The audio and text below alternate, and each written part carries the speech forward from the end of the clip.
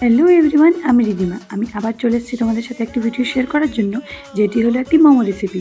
অনেকজনই আমাকে জিজ্ঞাসা করেছে, ময়দাতে নুন দাও কি দাও না, গরম জলে মাখো নাকি ঠান্ডা জলে, কতক্ষণ ময়দাটাকে ঢেকে রাখতে লাগে বা কিছু। তো আজকে আমি তোমাদেরকে খুব ভালো মতন করে বিস্তারিতভাবে মোমো রেসিপিটা দেখিয়ে দিলাম। প্রথমে ময়দাটাকে নর্মাল জলের মধ্যে মেখে নিয়ে ঢেকে রেখে দেবো। তারপরে কিছু পেঁয়াজগুলোকে কেটে নেব, কুচি করে নেব, আর বাঁধাকপিকে কুচি করে নেব, আর আদাকেও ভালো মতন করে কুচি করে নুন দিয়ে হাত দিয়ে কষতে কষতে মেরিনেট করে ঢেকে রেখে দেবো। মেখে রাখা ময়দা আর মশলাটা দুটোই একেবারে এখন মেরিনেট হয়ে গেছে।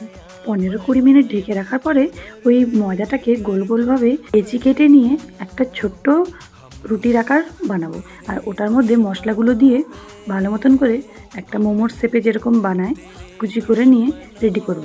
তারপরে ওগুলোকে একটা একটা করে রাখবো, আর যখন আমাদের এটা অনেকগুলো হয়ে যাবে তখন আমরা মোমো স্টিমারের মধ্যে ওই এক এক করে জিনিসগুলো দিয়ে ওই ওভেনের মধ্যে 15-20 মিনিট বয়েল করব। ওই 15-20 মিনিট বয়েল করলেই হয়ে যাবে আমাদের টেস্টি মোমো। তারপরে মোমোর সাথে তো চাটনি খেতে লাগবে নাকি। চাটনির জন্য প্রথমে আমি শুকনো কড়াইয়ে বাদাম ভেজে নিলাম, তারপরে রিফাইন তেল দিয়ে রসুন কুচি আর লঙ্কা একটু ভেজে নিলাম। ভেজে তোলার পরে টমেটোটাও যদি আমরা এরকমভাবে তেলে ভেজে নিই তাহলে টেস্টটা একটু বেশি ইনহ্যান্স হয়, তার জন্য টমেটোটাকেও ভেজে নিলাম।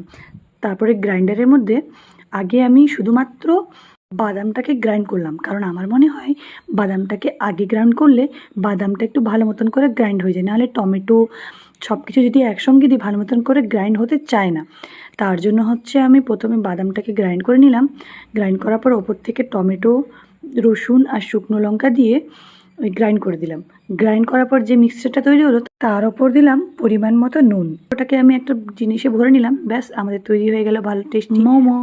আর তখন সবাইকে সার্ভ করলাম, সবাই খেয়ে বললো খুব ভালো হয়েছিল। আজকের জন্য এইটুকুই, দেখা হবে নেক্সট।